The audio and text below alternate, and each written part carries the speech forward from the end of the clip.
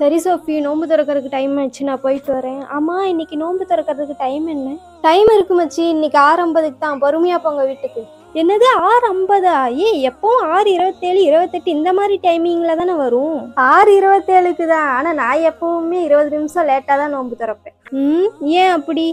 அது பேணுதல் காண்டி. அல்லாஹ் அப்பதானே அதிகமான நன்மையை தருவான், அதுக்குதான். இப்படி செஞ்சா உனக்கு அல்லாஹ் அதிகமான நன்மைகள்லாம் தரமாட்டான். இது அதிக பிரசங்கித்தனம். என்ன மச்சி இப்படி சொல்றீங்க?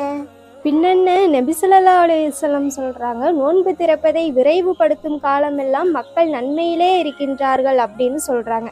நீ என்னன்னா இவ்வளவு கேஷுவலா நோன்பு திறந்துகிட்டு இருக்க? எப்படா சூரியன் மறையும், எப்போ நோன்பு திறக்கணும் அப்படின்னு இருக்கணும். எல்லா இடத்துல நம்மளோட பலவீனத்தை காட்டணும். இந்த மாதிரி லேட்டாலாம் நோன்பு திறக்கக்கூடாது சோஃபி.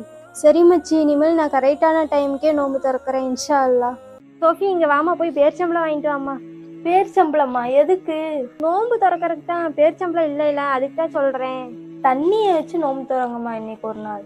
ஏம்மா, ஃபர்ஸ்ட் பேர்ச்சம்பளத்தை வச்சுதான் நோன்பு திறக்கணும். ஏமா? ஆமாம்மா, நபி ஸல்லல்லாஹு அலைஹி வஸல்லம் சொல்லியிருக்காங்க, உங்களில் யாரேனும் நோன்பு திறந்தால் பேர்ச்சம்பளத்தை கொண்டு நோன்பை திறக்கட்டும், பேர்ச்சம்பளம் கிடைக்கலன்னா தண்ணீரை கொண்டு நோன்பு திறக்கட்டும் அப்படின்னு சொல்லியிருக்காங்க.